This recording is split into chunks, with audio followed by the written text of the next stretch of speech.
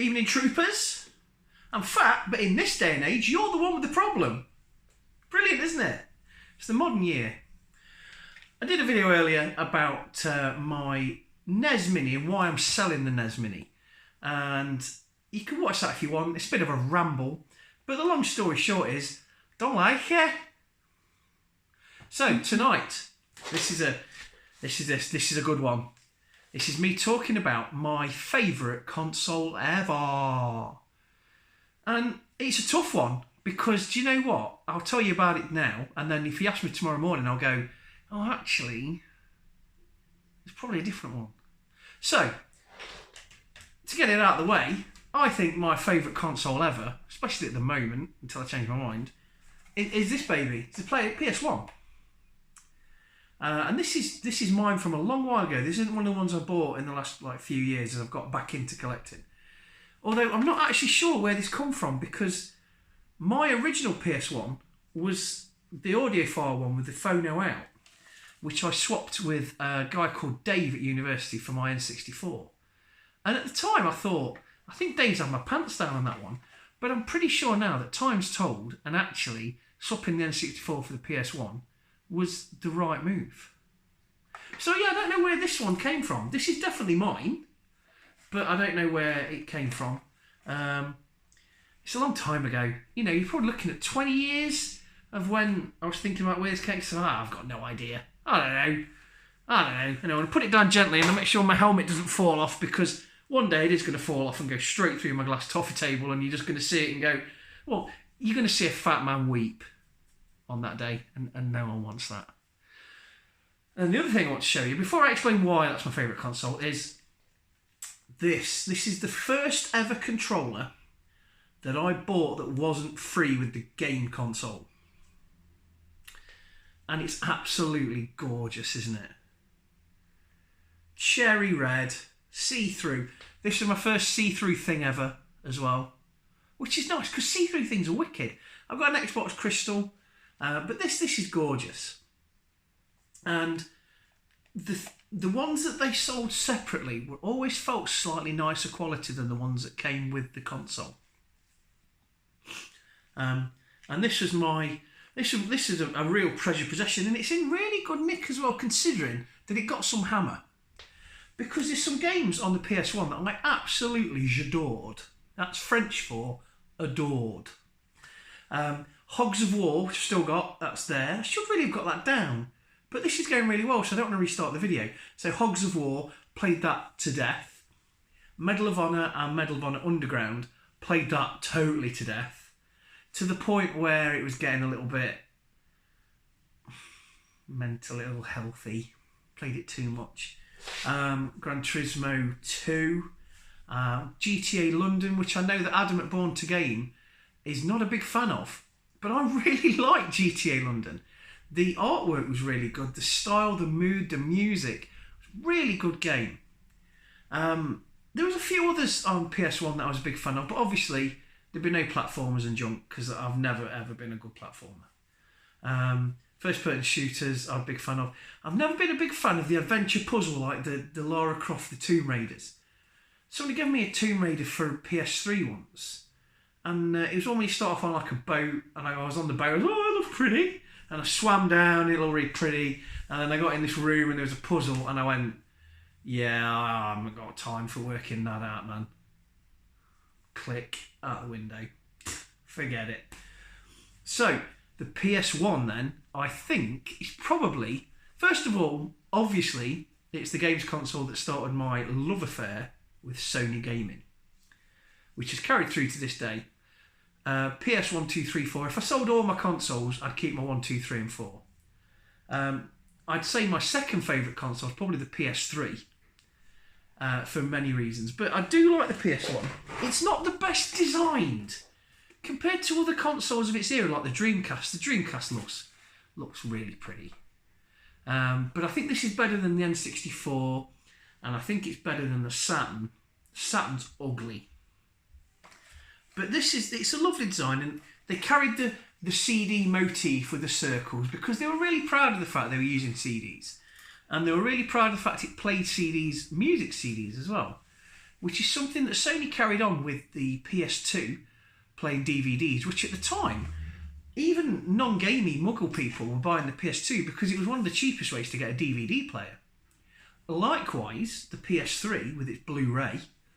When I was growing up, Blu-ray was a guy that used to sell dodgy videos in the pub that you could see ladies with nothing on.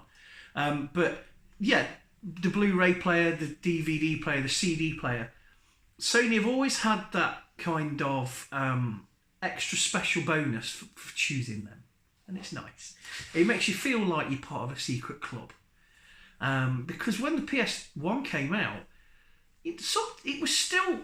Lots of people have got CD players. You didn't get them in cars. It was only proper nice cars that had them. And sometimes you go...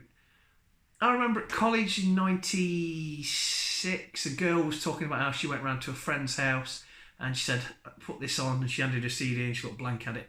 She was a relatively bright girl, but she just didn't have one at home. And if you didn't have one at home, it was like, you know, a foreign language. I remember when I was a kid and we went to stay at someone's house that we knew was a family friend, and we were sort of looking after their house while they were on holiday. And they had a VHS player, and we'd never had a video player in the house. I wasn't very old. And we went and we joined Blockbuster or whatever, and we got the Star Wars movies, and we got Thunderbirds, and we just sat and we just watched these videos one after the other. That's a digress. Forget that. Rewind. Delete. Right. So at the time, it was still a big deal to have a CD player that you could play through your telly. I had a Sony Stack at the time because I was a bit of an audiophile at the time. So I had Sony separates. But that was a nice bargaining chip as well. You know, oh mum, but it plays CDs. I'll be able to put them in now. That's music in it. And also, as I said in my last video this afternoon, it was a real step up in quality of the games from the sort of SNES and Mega Drive era. When we moved on to CDs with the Saturn, the Dreamcast, the N64, all that was cartridge, obviously, and the PS1. Things like Resident Evil. That first Resident Evil, man, I've still got PTSD. And I remember I had a dream not long ago about something, and I was thinking about, where did I get that from? And it was, I had to find a cable to put into something to open a door. And I'm sure it was from Resident Evil 2. I'm sure it was like a PTSD flashback dream. So I had an operation on the side of my head as well in about 2001 because I was late to the party on PS2 and 3. So I had PS1 until quite late. And I had an operation on the side of my head, and I remember I couldn't go to work because the side of my head was like my ear was facing forwards until the swelling went down. And I just sat at home playing PlayStation, and it was Hogs of War and games like that sort of kept me through that time. It was a bad time. It was a bad time for me. So that's probably why I made the big investment and got the extra controller. And that is nice. That is nice. I don't even think it's my first DualShock. Are these called DualShock? I think they probably are, aren't they? DualShock 1. Colin McRae Rally, that was another big game I played. Cool Borders 2. Yeah, and obviously before that, Abe's Odyssey. Yo, yo, yo, yo, yo, yo, yo, yo. Ah! I loved a bit of Abe's Odyssey. I loved the cutscenes and the cutscenes and music that you could get on the CD were just next level. They really were. And I remember when I had my N64 playing GoldenEye, I remember it spinning my brain out, being able to shoot lights and they go dark. But it didn't actually change the lighting in the room you're in, it just made that panel go dark. And then when you got onto PS1 games like Medal of Honor, where you'd shoot the ceiling out and the light would change, or even on Siphon... Oh, I can't swear on this, but Siphon Filter 2, Disc 2, Gorky Park. Yes, there aren't enough swear words for that. Basically, there's a Russian dude, right, and there's 4 lights, and you have to shoot the lights out and then taser him, and that was the end of the level. And my God, did you have to...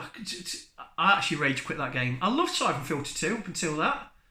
And then that, and it's about halfway through disc 2. And he just shot back at you and he was like, ninja point.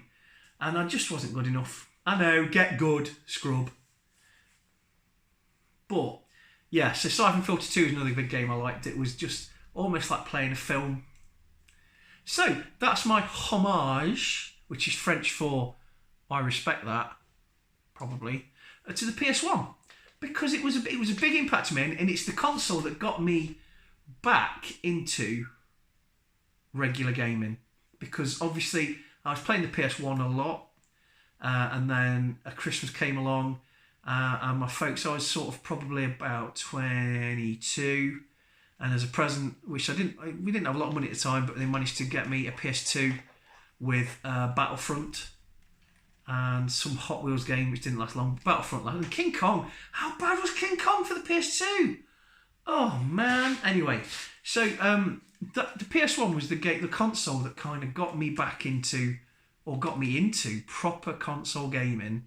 I know the PC gamers are laughing. Proper gaming is obviously on a PC. And then it was later, almost 35 or so, when I decided to rebuy the N64 and then a Mega Drive. Excuse me, I'm about to vomit. And that got me back into collecting the older stuff then as well, and then it escalated. So I owe a lot to the PS1, and it gave me a lot of joy, and it gave me a lot of good times in not necessarily the best time of my life. Just finished university, found it really hard to get a job, because I had a degree in juggling. No, I didn't. So I had a degree in an industry where it's relatively hard to get a job in. So it took me a while. So it was a nice way of killing time before I discovered Warhammer. Oh, I lost my 20s to Warhammer, man. That's a whole different story. So this is the end of this video now. I hope you enjoyed it. If you did enjoy it, please hit like, please hit subscribe. If you want to share it with one of your pals, please do that, because it's always nice for someone new to see a fat man in a helmet. As usual, if you want to see stuff for sale that I'm selling or on my friends are selling, then go to Game Trader on Facebook. It's a really good community that mostly doesn't dive on you every time you make a tiny mistake. Apart from when you make a tiny mistake and then they dive on you. So have a great weekend. I hope you enjoyed this look back at my thoughts on the PS1. I've not covered everything I wanted to talk about, like Porsche Boxster. Hey, my Boxster! Porsche Boxster Challenge with its great tracks of track 1 backwards, track 1 backwards at night, track 2, anyway, and so on and so on and so on. So, extreme close-up. I want you to get intimate with you for a second. So, genuinely, thanks for watching. Hit like, hit subscribe, and I'll hit you on Monday with one of my quickies. And that's not a code for quiche.